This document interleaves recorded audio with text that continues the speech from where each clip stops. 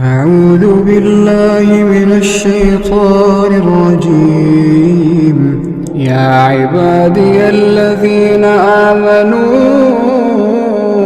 إن أرضي واسعة فإياي فاعبدون كل نفس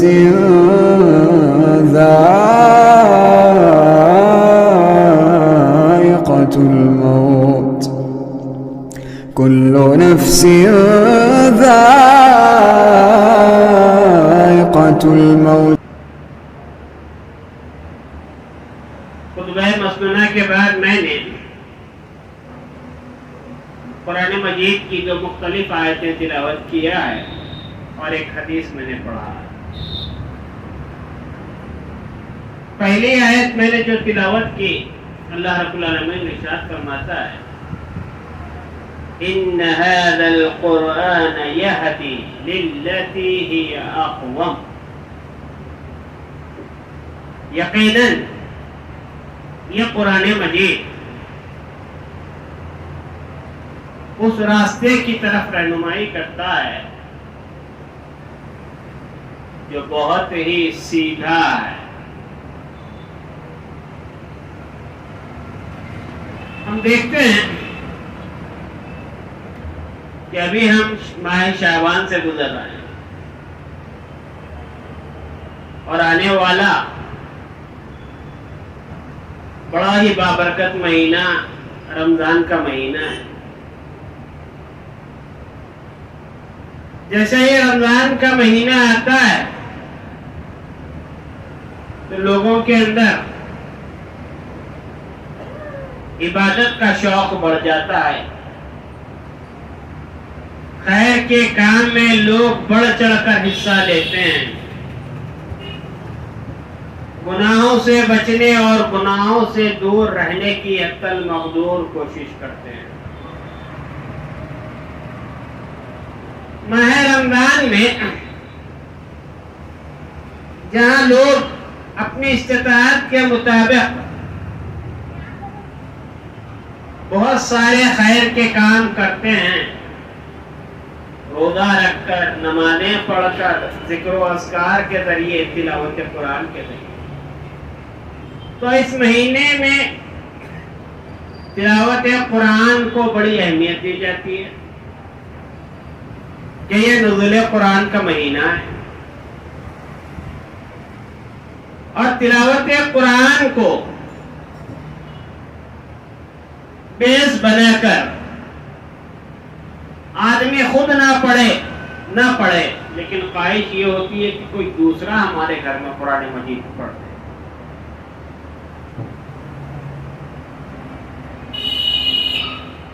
حالانکہ قرآن مجید کی تلاوت باعث ثواب ضرور ہے.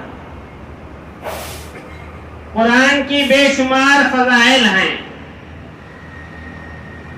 بے شمار اس کے خصوصیات ہیں، لامحدود اس کے ثمرات ہیں. قرآن کی تلاوت یقیناً ہماری نیکیوں میں اضافے کا ذریعہ ضرور ہے. لیکن سوال یہ ہے کہ کیا قرآن مجید کا مقصد نزول صرف تلاوت ہے؟ کیا اللہ تبارک و تعالی نے قرآن مجید کو اس لیے نازل کیا تھا کہ لوگ صرف اس کی تلاوت کریں؟ نہیں. قرآن مجید بتاتا ہے کہ قرآن مجید کی تلاوت جہاں ثواب کا ذریعہ ہے، وہیں پر قرآن مجید تلاوت سے زیادہ یہ ہدایت کی کتاب ہے. اسی لیے اللہ تبارک و تعالی نے فرمایا ان هذا القرآن يهدي للتي هي اقوم. یقیناً یہ قرآن مجید اس راستے کی طرف رہنمائی کرتا ہے جو بہت ہی سیدھا ہے. اور جن لوگوں کو اس کتاب کی ذمہ داری دی گئی، جو لوگ اس کتاب کو تھامے ہوئے ہیں، ان کا فریضہ بتایا گیا کہ ان کا معاملہ اس قرآن کے ساتھ کیسے ہوتا ہے. کہا الذین آتیناہم الکتاب یتلونہ حق تلاوتی، جن لوگوں کو ہم نے قرآن مجید دیا ہے، یتلونہ حق تلاوتی، وہ اس کی ایسے تلاوت کرتے ہیں جیسے کہ تلاوت کا حق ہے. اولئک یؤمنون بہ، اور اس پر ایمان بھی رکھتے ہیں. ومن یکفر، اور جو آدمی کفر کرے، انکار کرے، اولئک هم الخاسرون، یہی لوگ خسارہ اٹھانے والے.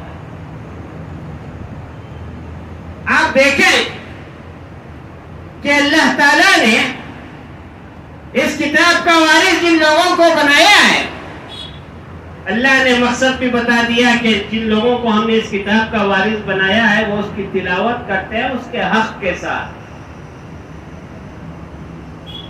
تلاوت کا حق کیا ہے؟ کیا ہے تلاوت کا حق؟ کیا سورہ فاتحہ سے سورہ ناس تک پڑھ لینا یہ اس کا حق ہے؟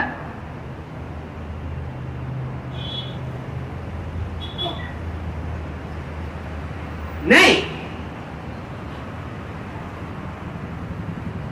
بلکہ تلاوت کا حق یہ ہے کہ اللہ تبارک و تعالیٰ نے جو کلام مجید نازل کیا ہے، آدمی اس کے پیغام کو سمجھے، اس کی آیتوں پر غور کرے اور پھر اس کو اپنی زندگی کے اندر نافذ کرے. یہ مقصد ہے، یہ مقصد ہے. اللہ رب العالمین نے اور ایک مقام پر فرمایا لِيَدَّبَّرُوا آيَاتِهِ وَلْيَتَذَكَّرَ أُولُو الْأَلْبَابِ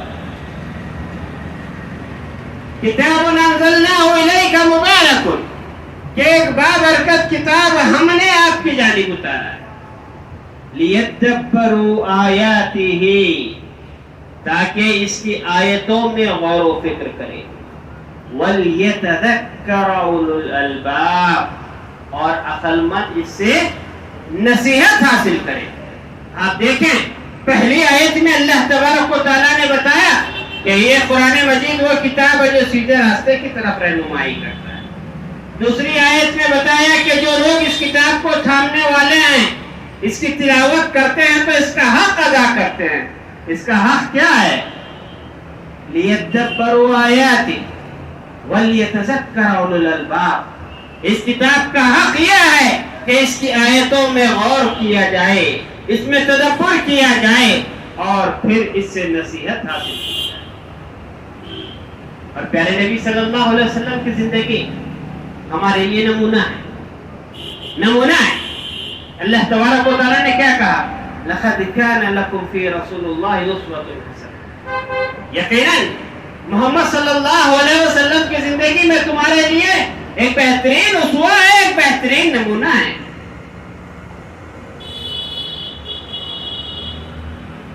زندگی کا کوئی بھی شعبہ ہو، چاہے عبادات کا شعبہ ہو، چاہے تلاوت کا شعبہ ہو، چاہے معاملات کا شعبہ ہو، چاہے اخلاقیات کا شعبہ ہو، چاہے معاشرت کا شعبہ ہو، میاں بیوی کے تعلقات ہو، ہر مرحلے میں زندگی کے ہر ڈگر پر محمد رسول اللہ صلی اللہ علیہ وسلم کو اللہ تعالیٰ نے ایک بہترین آئیڈیل کے طور پر بہترین نمونہ اللہ تبارک و تعالیٰ نے محمد رسول اللہ صلی اللہ علیہ وسلم کو بتایا.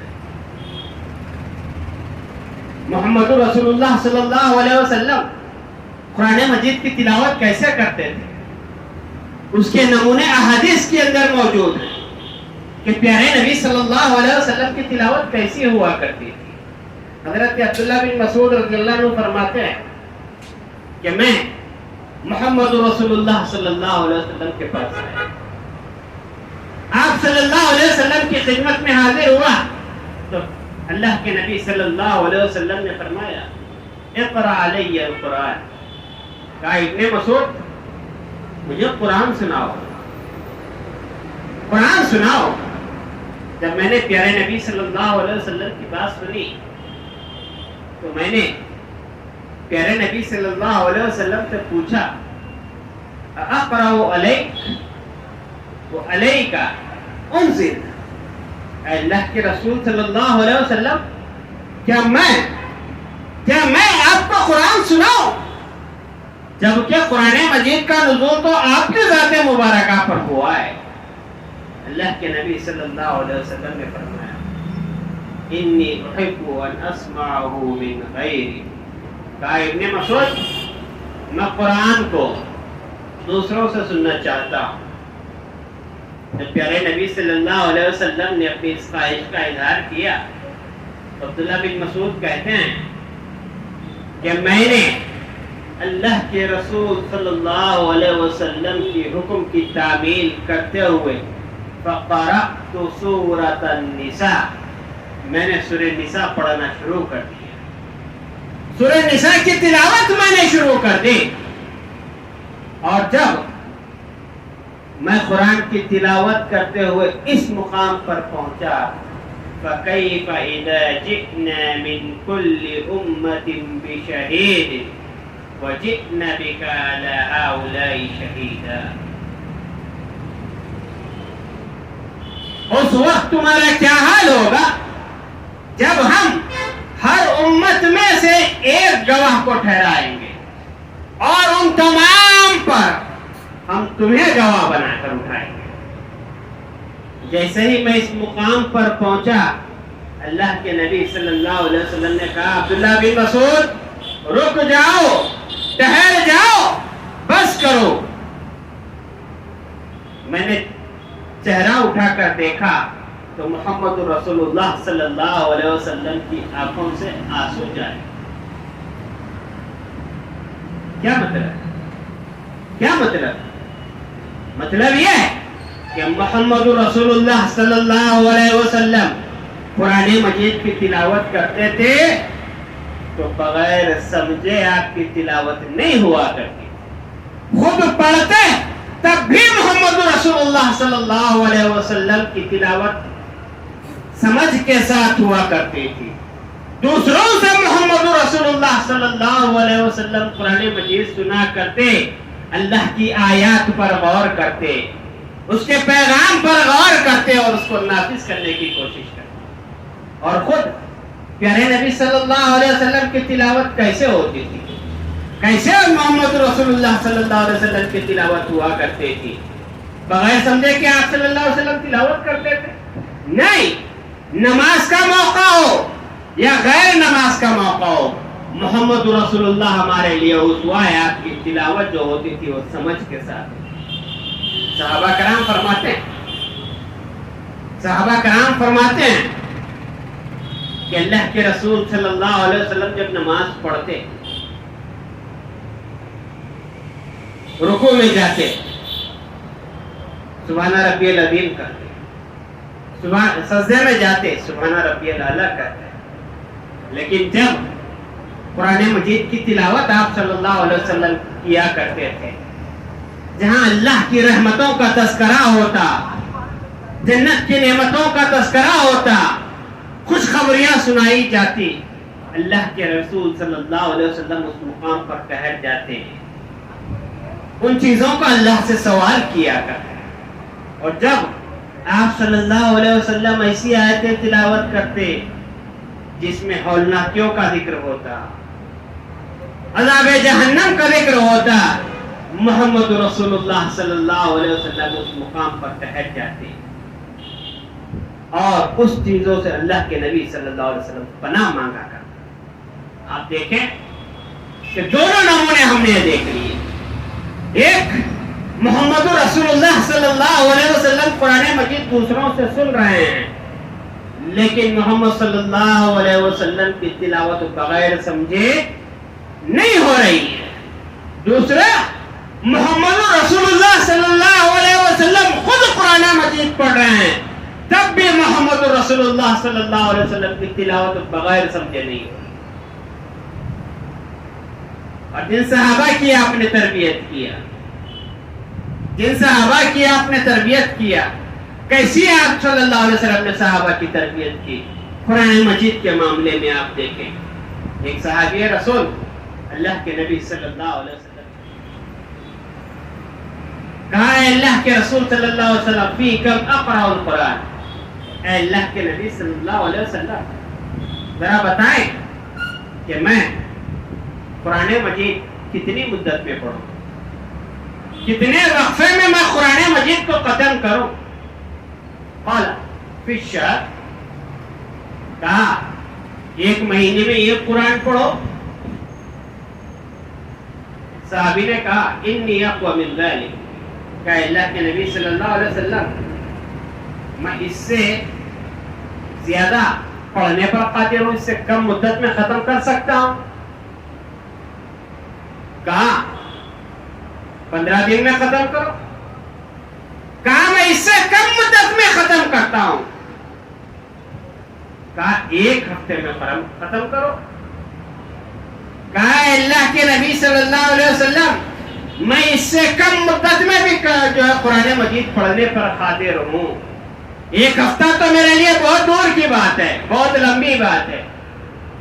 اللہ کے نبی صلی اللہ علیہ وسلم نے فرمایا لم یفقہ من قرأ القرآن من اقل 3, کہ اس آدمی نے قرآن مجید کو سمجھا ہی نہیں جس نے 3 دن سے کم مدت میں قرآن مجید کو پڑھ لیا. آج آپ دیکھیں ماہ رمضان کا جیسے ہی موسم آتا ہے, قرآن مجید کے حلقے جو ہے شروع ہو جاتے ہیں. گھروں سے قرآن مجید کی تلاوت کی آواز گونجنے لگتی ہے. لوگ نہیں پڑھتے, حافظوں کو خرید کے لاتے ہیں. کہتے ہیں مولانا ختم قرآن ہمارے گھر میں کر لو, سماع کی مجلس ہمارے گھر کے اندر لگا لو. کیا ہوتا ہے میرے بھائی, کیا ہوتا ہے؟ قرآن مجید کے ساتھ کھلواڑ کیا جاتا ہے, مائک لگا کر روڈ پر چھوڑ دیا جاتا ہے. پڑھنے والا پڑھتا ہے, قرآن کا مذاق اڑاتا ہے. گھر والوں کو توفیق نہیں ہوتی کہ بھائی یہ آدمی جو قرآن مجید پڑھ رہا ہے کتنی آیتیں یہ چھوڑ رہا ہے, کتنا یہ قرآن کا مذاق کر رہا ہے. آپ صحابی رسول کو دیکھیں, کیا صحابی رسول نعوذ باللہ ہماری طرح تھے؟ عربی جاننے والے نہیں تھے؟ نہیں. محمد رسول اللہ صلی اللہ علیہ وسلم کے بعد سب سے بہترین عربی جاننے والے, قرآن مجید کے پیغام کو سب سے زیادہ سمجھنے والے اگر کوئی تھے اس دھرتی پر تو وہ صحابہ کرام کا گروپ تھا. وہ صحابہ کرام کی جماعت تھی جنہوں نے قرآن مجید کو آسمان سے اترتے ہوئے دیکھا تھا. اس کے نشیب و فراغ سے وہ واقف تھے, وہ مراد الہی سے بخوبی واقف تھے. ان کی تربیت کرنے والے محمد رسول اللہ صلی اللہ علیہ وسلم تھے. لیکن اس کے باوجود محمد رسول اللہ نے اپنے تربیت یافتہ شاگرد کو حکم نہیں دیا کہ تم 3 دن سے کم مدت میں قرآن مجید ختم کرو. وہ عربی جانتے تھے, قرآن ہم سے زیادہ سمجھتے تھے. لیکن آج کیا ہے, رمضان کا موقع آتا ہے, قرآن مجید کے ساتھ جو ہے کھلواڑ کیا جاتا ہے. قرآن مجید نے پڑھنے کا حکم دیا تو کیا فرمایا, وَرَتِّلِ الْقُرْآنَ تَرْتِيلًا,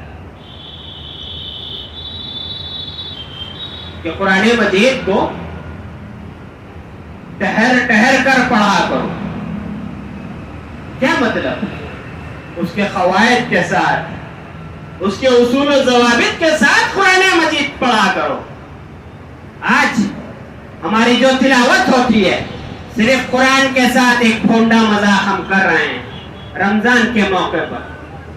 نہ خوش اسلوبی اس کے اندر ہوتی ہے, نہ لحن اس کے اندر ہوتا ہے, نہ قواعد کی رعایت اس کے اندر ہوتی ہے, نہ تجوید کا اہتمام اس کے اندر ہوتا ہے. اور سب سے بڑا ظلم یہ ہے کہ بغیر سمجھ کے ہماری تلاوت ہے.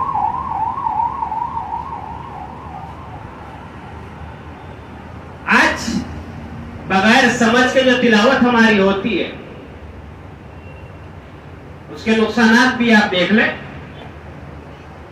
کہ ایک انڈین آدمی عرب ملک میں امامت کر رہا تھا. اس نے نماز میں سورہ یوسف کی تلاوت کی تو اس آیت پر رک گیا جہاں پر یوسف علیہ السلام نے بھائیوں کو کنویں میں ڈال دیا. سلام پھیر دیا تو ایک عربی امام سے ملا اور کہنے لگا کہ جناب آپ نے قرآن مجید کی آیتوں کو تلاوت کیا ہے لیکن یوسف کو آپ نے کنویں میں ڈال دیا, یوسف کو کنویں سے نکالا. ہم کو اتنا بھی نہیں معلوم کہ کہاں ہمیں رکنا ہے, کہاں ہمیں قرآن مجید ختم کرنا ہے. حافظوں کی یہ حالت, حافظوں کا یہ رویہ ہے قرآن مجید کے ساتھ. اور محمد رسول اللہ صلی اللہ علیہ وسلم نے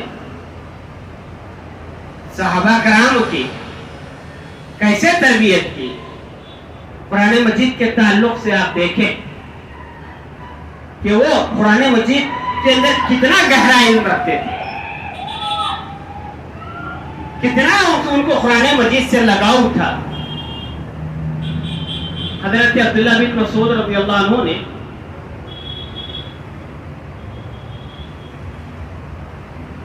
ایک مرتبہ لعنت کی, کہا اللہ اور اس کے رسول کی لعنت ہے اس عورت پر جو گودتی ہے اور گدواتی ہے. یعنی آپ دیکھیں گے کہ لوگ ہاتھوں کے اندر اپنے نقش نگار بناتے ہیں, نام لکھاتے ہیں. کہا کہ اللہ اور اس کے رسول کی لعنت ہے اس عورت پر جو اپنے ہاتھوں پر گودتی ہے, گدواتی ہے اور اپنے چہرے کے بالوں کو خوبصورتی کے لیے نوچتی ہے اور اپنے دانتوں کے درمیان خلال کرتی ہے. یہ بات بنو اسد کے قبیلے کی عورت کو معلوم ہوئی تو کہا اے عبداللہ بن مسعود, میں نے سنا ہے کہ تم نے فلاں عورت پر تم نے لعنت کیا ہے. میں نے ان دو دفعوں کے درمیان جتنا قرآن مجید ہے میں نے پڑھ لیا ہے, لیکن ایسی کوئی بات مجھے نہیں نظر آئی کہ جہاں پر اللہ اور اس کے رسول نے لعنت کیا ہو. حضرت عبداللہ بن مسعود رضی اللہ عنہ نے کہا کہ اے خاتون, اگر تو قرآن مجید کو سمجھ کر پڑھی ہوتی تو مجھ سے نہ پوچھتی. کیا تو نے اللہ تعالیٰ کا یہ قرآن, یہ فرمان نہیں پڑھا وَمَا آتَاكُمُ الرَّسُولُ فَخُذُوهُ وَمَا نَهَاكُمْ عَنْهُ فَانْتَهُوا. جو کچھ محمد رسول اللہ صلی اللہ علیہ وسلم تمہیں دے اسے ایکسپٹ کر لو, اسے قبول کر لو, اس کے مطابق زندگی گزارو, اس پر چلو. اور جس چیز سے محمد رسول اللہ صلی اللہ علیہ وسلم تمہیں روکے, منع کریں, اس سے دور رہو, اس سے بعد آ جاؤ. ارے محمد, اللہ تبارک و تعالیٰ نے ہمیں محمد رسول اللہ کی بات پر عمل کرنے کا حکم دیا ہے, لہذا محمد رسول اللہ صلی اللہ علیہ وسلم نے گودنے والے پر, چہرے کے بال نوچنے والے پر, دانتوں کے درمیان خلال کرنے والے پر لعنت کیا ہے, ہم لعنت کر رہے ہیں. یہ فہم کہاں سے آیا؟ یہ قرآن مجید پہ تدبر کرنے کا نتیجہ ہے.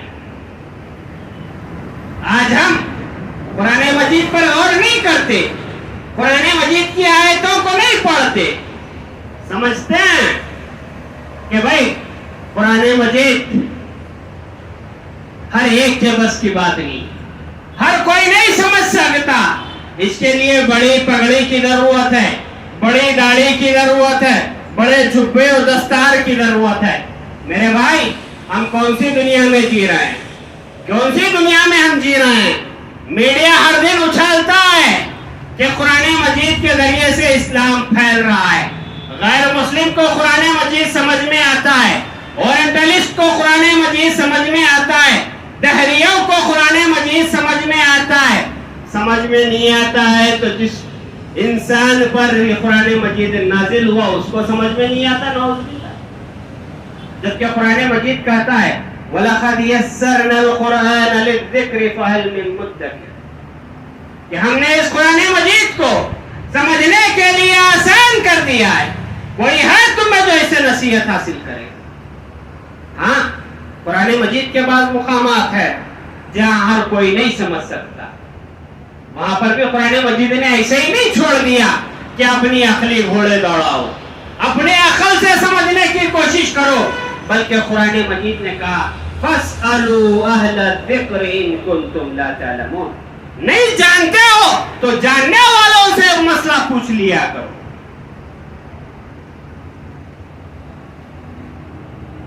قرآن کے بہت کم ایسے مسائل ہیں جس کو ہر آدمی نہیں سمجھ سکتا، ورنہ 90% قرآن تو ہر آدمی سمجھ سکتا ہے۔ نماز کا حکم ہمیں سمجھ میں نہیں آتا، روزے کے احکام ہمیں سمجھ میں نہیں آتے، نماز کیسے پڑھنا ہے سمجھ میں نہیں آتا، شرک کی قباحت ہمیں سمجھ میں نہیں آتی، توحید کی فضیلت ہمیں سمجھ میں نہیں آتی، جہنم کی ہولناکی ہمیں سمجھ میں نہیں آتی، جنت کی نعمتوں کا تذکرہ ہمیں سمجھ میں نہیں آتا۔ اور آج ماہ شعبان کے مہینے سے ہم گزر رہے ہیں۔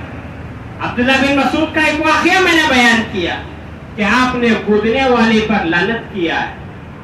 آپ اس واقعے کو رکھ کر ہمارا جائزہ لے لیں۔ اب آنے والی رات کون سی ہے؟ شب برات بولے، شب برات۔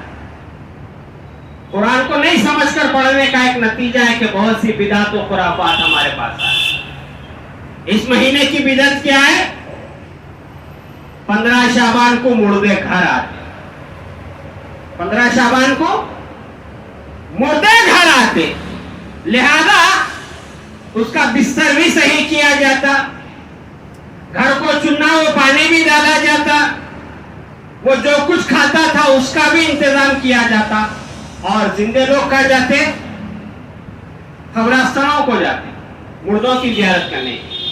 وہ ادھر آتے اور یہ ادھر جاتے، ملاقات تو کس کی بھی نہیں ہو رہی ہے۔ جبکہ قرآن مجید نے کیا کہا؟ قرآن مجید نے کیا کہا؟ ان الابرار لفی علیین وان الفجار لفی سجین۔ نیک لوگوں کی روحیں کہاں رہتی ہے؟ علیین میں رہتی ہے۔ بد لوگوں کی روحیں کہاں رہتی ہے؟ سجین میں رہتی ہے۔ یہ حلوہ خوری کے نتیجے میں ہمارے گھروں کے اندر بدعت آ گئی، خرافات آ گئی، ہمیں معلوم ہی نہیں کہ روحیں کہاں رہتی ہیں۔ اگر قرآن مجید سمجھ کے پڑھے ہوتے، جان لیتے کہ ہاں انسان کا جب دنیا سے معاملہ ختم ہو جاتا ہے تو انسان کی روح علیین کے اندر ہوتی ہے، اور بد لوگوں کی روح کہاں ہوتی ہے؟ سجین کے اندر ہوتی ہے۔ چنا پانی سے بھی ہم بچ جاتے، حلوہ خوری سے بھی بچ جاتے، بدعت پھیلانے والوں کو ہم دور کر دیتے۔ قرآن مجید کو ہم نے نہیں سمجھا، قرآن مجید کے ساتھ ہم نے کھلواڑ کیا۔ دیکھیں اللہ رب العالمین نے قرآن مجید کے تعلق سے فرمایا ان هذا القرآن يهدي للتي هي اقوم، یقیناً یہ قرآن مجید وہ راستہ دکھاتا ہے جو بہت ہی سیدھا ہے۔ اور پیارے نبی صلی اللہ علیہ وسلم نے دو انداز میں فرمایا ان اللہ یرفع بهذا الكتاب اقواما ویضع به آخرین، کہ اللہ تعالیٰ اس قرآن کے مجید سے، قرآن مجید کے ذریعے سے بہت سے لوگوں کو بلندی عطا کرتا ہے اور بہت سے لوگوں کو ذلت و رسوائی کے گڑھے میں اللہ ڈال دیتا ہے۔ آج ہماری ذلت و رسوائی کا سبب یہ ہے کہ قرآن کا جو حق تھا ہم نے اس کو اس کا حق نہیں دیا۔ آج افسوس ہوتا ہے کہ اگر کوئی غیر مسلم قرآن کا کوئی ورق پھاڑ دیتا ہے، سارا میڈیا، نیشنل میڈیا اس کو اچھالنے لگتا ہے کہ قرآن کی بے عزتی ہوئی، قرآن کی بے حرمتی ہوئی۔ میرے بھائی، قبرستانوں کو جائیے، خبروں کے اوپر کتبے بنے ہوئے رہتے ہیں، تختی لگی ہوئی رہتی ہے، کیا لکھا ہوا رہتا ہے؟ کل نفس ذائقۃ الموت کل من علیہا فان۔ خبروں کے اوپر لوگ آیتیں لکھ کے لگاتے ہیں، کتے غلاظتیں کر دیتے ہیں۔ مسلمان قوم اخلاق و کردار سے اتنی گھٹیا ہو گئی ہے کہ قبرستانوں کے اندر ناجائز کام کر رہے ہیں، گھٹیا حرکتیں قبرستانوں کے اندر ہوتی ہیں۔ آج مسلم قوم کا اخلاقی معیار میں اتنی گری ہوئی قوم ہے، 100 روپیہ 200 روپیے کے سامنے والے کی جان لے لیتی ہے، لیکن مرنے کے بعد آدمی کو جس جگہ دفن ہونا ہے اس جگہ پر جو ہے لوگ قبضے کر رہے ہیں، کسی کے کان پہ جو نہیں رہ دیتی کہ بھئی اس کے لیے بھی ہم آواز اٹھائیں۔ یہ بہت بڑا المیہ ہے، قرآن مجید کے ساتھ کھلواڑ ہم زیادہ کر رہے ہیں، غیر مسلم پھگڑ میں بدنام ہو رہا ہے۔ قرآن مجید کے مقصد نزول کو سمجھیں، قرآن مجید کی تلاوت سمجھ کر کرنے کی کوشش کریں۔ ماہ رمضان میں کثرت سے قرآن مجید پڑھیں، مگر سمجھ کے ساتھ پڑھیں۔ صحابی رسول فرماتے ہیں کہ ہم اللہ کے نبی صلی اللہ علیہ وسلم سے قرآن مجید سیکھا کرتے تھے۔ اللہ کے نبی صلی اللہ علیہ وسلم سے قرآن مجید ہم جو سیکھتے، ہمارا جو ہوم ورک ہوا وہ اللہ کے نبی کے ساتھ ہوتا تھا۔ 10 آیتیں ہم اللہ کے نبی صلی اللہ علیہ وسلم سے سیکھتے۔ جب 10 آیتیں ہم اچھی طرح سمجھ جاتے اور اس پر جب تک عمل نہیں کر لیتے، اس وقت تک ہم جو ہے پھر آگے نہیں بڑھتے تھے۔ یہ ان لوگوں کا نمونہ ہمارے سامنے ہے جنہوں نے محمد رسول اللہ سے ڈائریکٹ تعلیم حاصل کیا ہے۔ میرے بھائی، ہم سورہ فاتحہ جو ہے نمازوں میں سنتے ہیں، پڑھتے ہیں، لیکن سورہ فاتحہ کا ترجمہ ہم کو نہیں معلوم۔ 4 قل ہم طوطوں کی طرح پڑھتے ہیں، مگر 4 قل کا ترجمہ اب تک ہم کو نہیں معلوم۔ میرے بھائی، ہم اپنی زندگیوں کا جائزہ لے لیں، دیکھیں کہ ہمارا قرآن مجید سے کتنا لگاؤ ہے۔